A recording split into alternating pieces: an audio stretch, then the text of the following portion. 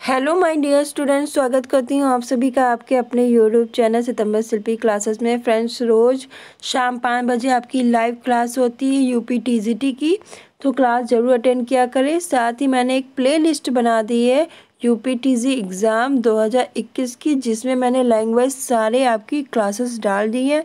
अगर आपने इससे पहले क्लासेस अटेंड ना की हो तो आप प्ले लिस्ट में जाओ, वहाँ जाके आप इससे पहले की जितनी भी क्लासेस हैं यूपी टीजीटी की आप अटेंड कर सकते हो। तो अगर आपको मेरे यूपी टीजीटी और पीजीटी के नोट्स चाहिए तो इस नंबर पे कांटेक्ट कर सकते हैं। फ़ीस 450 रुपये है। हम लोग आहार पौष्टिकता यानी फर्स्ट यूनिट पढ़ रहे हैं, जिसमें हम लोग पढ़ रहे हैं अल्पता के रोग। रोज़ शाम 5 बजे आपकी क्लास होती है। तो अल्पता के रोग, अल्पता मतलब यानी अल्प मतलब अल्प आयु, तो आप जानते हो। अल्प मतलब क्या होता है? कम। अल्प मतलब कम, अल्प आयु यानी कम आयु, अल्प मात्रा यानी कम मात्रा। वैसे ही अल्पता का रोग मतलब कमी के रोग, किसकी कमी से क्या रोग होते हैं वो, तो यही इसका अर्थ है। तो संतुलित आहार में हमारे शरीर को उपयुक्त मात्रा व अनुपात में ऊर्जा, वृद्धिकारक, क्षतिपूर्वक व शरीर को निरोग रखने वाले तत्व समाहित होते हैं। जो संतुलित आहार होता है, जो हमारा बैलेंस डाइट होता है, उसमें क्या होता है कि हमारे शरीर को उपयुक्त मात्रा में व अनुपात में, मात्रा में भी अनुपात में भी ऊर्जा, वृद्धिकारक यानी वृद्धि को यानी ग्रोथ देने वाले, क्षतिपूरक यानी कमी को पूरी करने वाले, शरीर को निरोग रखने वाले तत्व समाहित होते हैं। उसमें होते हैं प्रोटीन, खनिज लवण, विटामिन्स, कैल्शियम, फास्फोरस, लौह तत्व जैसे विभिन्न तत्व न हमारे शरीर को निरंतर ऊर्जा देते हैं, बल्कि शरीर में होने वाली जो टूट फूट है उसको अच्छा करते हैं, तंदुरुस्त करके दीर्घ जीवन प्रदान करते हैं। मानव शरीर के लिए आवश्यक इन तत्वों में से अधिकतर हमें भोजन के माध्यम से ही मिलते हैं। तो मानव शरीर के लिए आवश्यक इन तत्वों में से अधिकतर हमें भोजन के माध्यम से मिलते हैं, और इन तत्वों की कमी से शरीर निस्तेज होने लगता है। शरीर के विकास के साथ साथ मानसिक विकास भी रुक जाता है, अवरुद्ध हो जाता है। प्रमुख तत्वों की कमी से होने वाले रोग, तो देखिए प्रोटीन की कमी के प्रभाव, तो बच्चों पे प्रोटीन की कमी का प्रभाव पड़ता है, वयस्कों पे भी प्रोटीन की कमी का प्रभाव पड़ता है। ये मत सोचिए कि सिर्फ बच्चों पे पड़ता है, प्रोटीन का प्रभाव हमारे बच्चों पे भी पड़ता है और वयस्कों पे भी पड़ता है। थायमीन की कमी के परिणाम, यानी थायमीन की कमी से क्या परिणाम पड़ेगा? आयोडीन की कमी से प्रभाव, वसा की कमी से प्रभाव, वसा की अधिकता से प्रभाव। तो सबसे पहले लोग पढ़ेंगे प्रोटीन की कमी से प्रभाव, बच्चों पर प्रोटीन की कमी से क्या प्रभाव पड़ता है और वयस्कों पर प्रोटीन की कमी से क्या प्रभाव पड़ता है। पहले तो आपको मैं बता दूं कि एक रिसर्च की गई है, जिसमें पता चला है कि भारतवर्ष में हर प्रतिवर्ष लगभग 10 लाख बच्चों की मृत्यु प्रोटीन के कुपोषण के परिणाम स्वरूप होती है।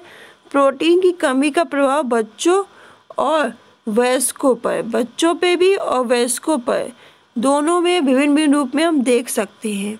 बच्चों में प्रोटीन की कमी का प्रभाव, तो देखिए प्रोटीन की कमी के कारण बच्चों में क्वार्विशियोकर नामक रोग हो जाता है। इस रोग की शुरुआत बच्चों को दूध पिलाने की अवस्था से हो जाती है, और यह रोग बच्चों को दूध पिलाने की अवस्था से ये रोग की शुरुआत हो जाती है, और यह रोग उस समय और अधिक बढ़ जाता है जब बच्चे का दूध छुड़वा दिया जाता है। उसे अनस्टार्च युक्त जो भोजन दिया जाने लगता है, और इस स्थिति में संतुलित भोजन न होने के कारण और प्रोटीन तत्व की कमी के कारण बच्चे इस रोग से क्या हो जाते हैं? ग्रसित हो जाते हैं और बीमार पड़ जाते हैं। वयस्कों में प्रोटीन का प्रभाव, देखिए वयस्कों में प्रोटीन का प्रभाव कैसे पड़ता है? तो प्रोटीन की कमी का बुरा प्रभाव वयस्कों में भी पड़ता है।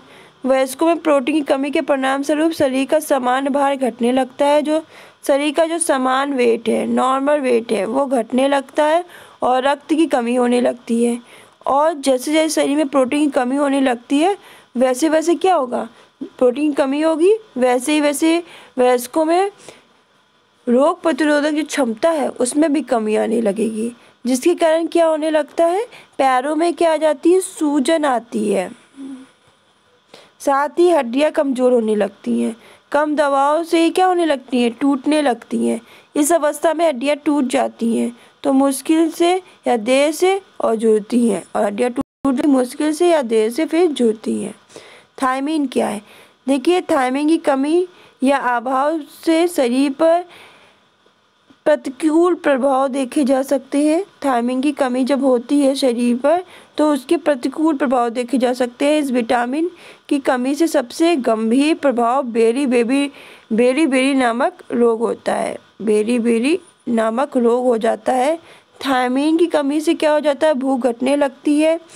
इसकी कमी से शरीर का जो स्वाभाविक जो विकास है, नॉर्मल यानी जो होना चाहिए विकास, वो भी रुक जाता है। और वास्तव में ये विटामिन शरीर की जो स्वाभाविक वृद्धि के लिए अति आवश्यक है। और ये विटामिन जो स्वाभाविक यानी कि नॉर्मल वृद्धि के लिए बहुत ज़रूरी है। शरीर की जो स्वाभाविक यानी नॉर्मल होनी चाहिए, जो संभव है, जो वृद्धि जितनी संभव बताई गई है, जितनी प्रकृति ने संभव वृद्धि बनाई है, उतनी वृद्धि के लिए ये विटामिन बहुत ज़रूरी है। आयोडीन की कमी से, आप सबको पता है, आयोडीन की कमी से घेंगा नामक रोग हो जाता है, सबको पता है।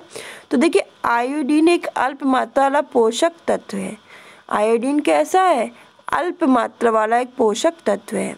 अल्प मात्रा वाला एक पोषक तत्व है, परंतु जब यह अल्प मात्रा में भी उपलब्ध ना हो, और ये अल्प मात्रा में उपलब्ध होने वाला पोषक तत्व है और ये अल्प मात्रा में भी उपलब्ध ना हो, तो इसका शरीर पे क्या पड़ेगा, प्रतिकूल प्रभाव पड़ेगा।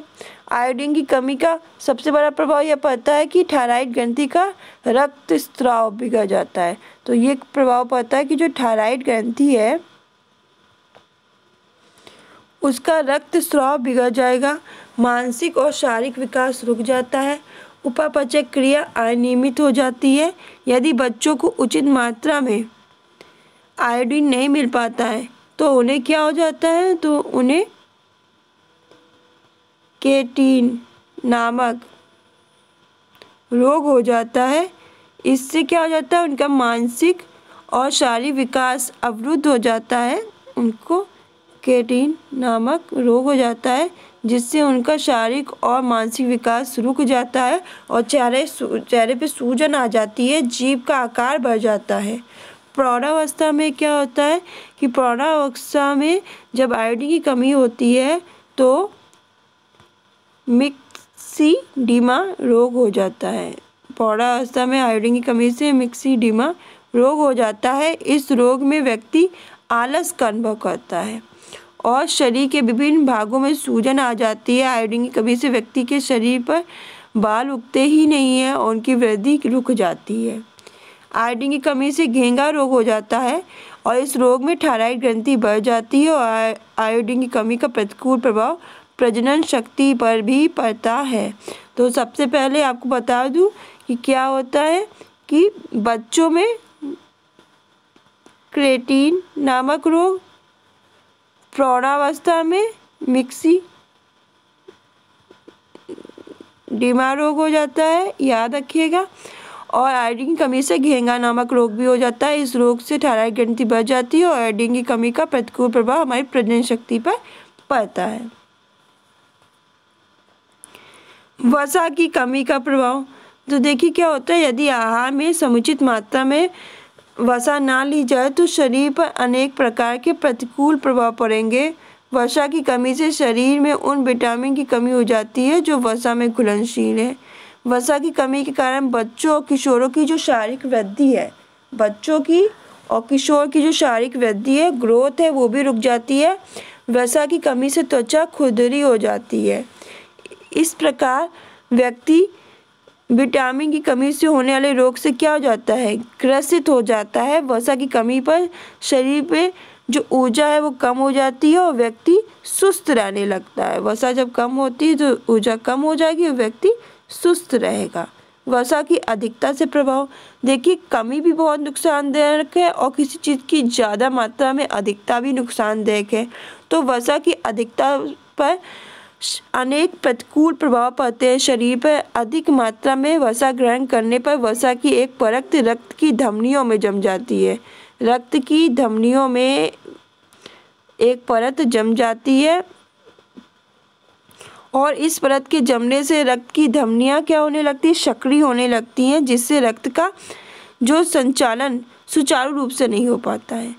वसा की अधिकता से कोलेस्ट्रॉल की मात्रा भी बढ़ जाती है। वसा की अधिक मात्रा से जो कोलेस्ट्रॉल है उसकी मात्रा भी बढ़ जाती है, जिससे हृदय आक्रमण और पक्षघात जैसी स्थिति उत्पन्न हो जाती है। आवश्यकता से अधिक वसा युक्त आहार ग्रहण करने से क्या होता है, वसा चर्बी के रूप में चारों ओर एकत्र हो जाती है, जिससे हृदय की गति में अवरोध होता है। हृदय की जो गति है वो रुकने से लगती है। इसके अतिरिक्त वसा की अधिकता से मोटापा बढ़ने लगता है, शरीर का वजन बढ़ने लगता है। ये तो पता ही है, वसा अधिक होगा तो मोटापा बढ़ेगा, शरीर का वजन बढ़ेगा, गुर्दे पर अधिक दबाव पड़ेगा, गुर्दे कमज़ोर होने लगते हैं। जब आहार में वसा की मात्रा अधिक होगी तो पाचन क्रिया पर क्या पड़ेगा, प्रतिकूल प्रभाव हमारी पड़ेगा। हमारी शरीर की जो पाचन क्रिया है उस पर प्रतिकूल प्रभाव पड़ेगा। तो ये थे आपके अल्पता के रोग, इसे हम कह सकते हैं कमी के रोग। तो आपके प्रोटीन कमी के प्रभाव क्या हैं, बच्चों में प्रोटीन की कमी का प्रभाव क्या पड़ेगा, वयस्कों पे थायमीन की कमी का परिणाम क्या है, आयोडीन की कमी का प्रभाव, वसा की कमी का प्रभाव, वसा की अधिकता का प्रभाव। तो इसी के साथ ये टॉपिक फिनिश होता है। नेक्स्ट क्लास में नेक्स्ट टॉपिक के साथ मिलते हैं। धन्यवाद।